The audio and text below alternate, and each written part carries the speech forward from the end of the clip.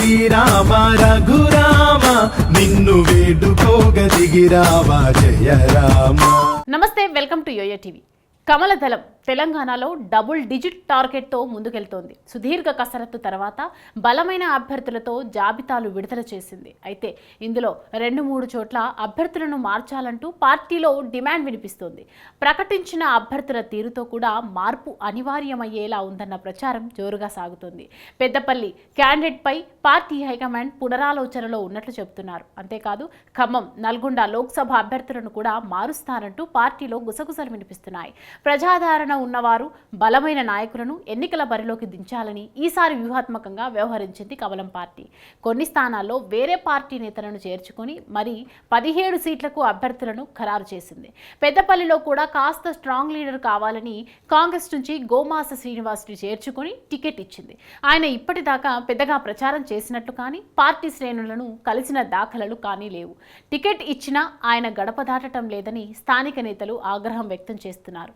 పెద్దపల్లి అభ్యర్థిని మార్చాలని డిమాండ్ చేస్తున్నారు. గతంలోనూ గోమాస ఇదే తరహాలో ఇతర పార్టీలో కూడా టికెట్ తెచ్చుకొని ఇంట్లో కూర్చునేవారని అక్కడి నేతలు అంటున్నారు. స్థానిక నేతలను కలుపుకొని పోవడం లేదని, మోదీ హవా పార్టీ సానుకూలతను వాడుకోవడం లేదని గోమాస శ్రీనివాస్పై ఇప్పటికే పార్టీ పెద్దలకు ఫిర్యాదులు అందాయి.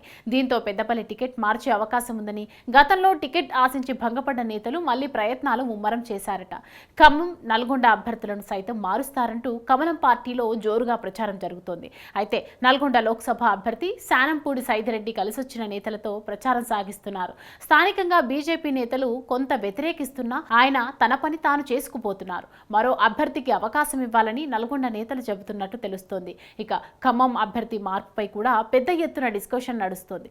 టికెట్ ఆశించి పార్టీలో చేరిన జలగం వెంకట్రావు పార్టీ కార్యక్రమాలకు దూరంగా ఉంటున్నారు. చివరి నిమిషంలో టికెట్ దక్కించుకున్న తాండ్ర వినోద్ రావుకు స్థానికంగా సానుకూల పరిస్థితులు లేవని, క్యాండిడేట్ ని మార్చాలని పార్టీ శ్రేణులు అధిష్టానంపై ఒత్తిడి తెస్తున్నారట.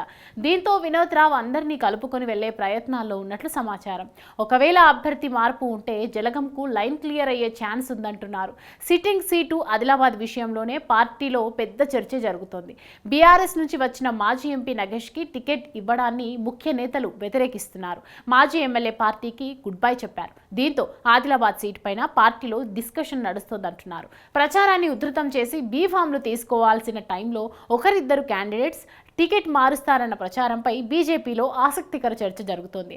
ఖమ్మం, నల్గొండ విషయంలో అంత తీవ్రత లేకున్నా పెద్దపల్లి సీటు మార్పుపై మాత్రం సీరియస్ డిస్కషన్ నడుస్తోంది. క్యాండిడేట్ని మార్చే ఛాన్స్ ఉంటే బీఆర్ఎస్ నుంచి కాంగ్రెస్లో చేరిన సిట్టింగ్ ఎంపీ వెంకటేష్ నేత బీజేపీలో చేరి ఆయనే అభ్యర్థి అవుతారన్న ఊహాగానాలు ఊపందుకున్నాయి.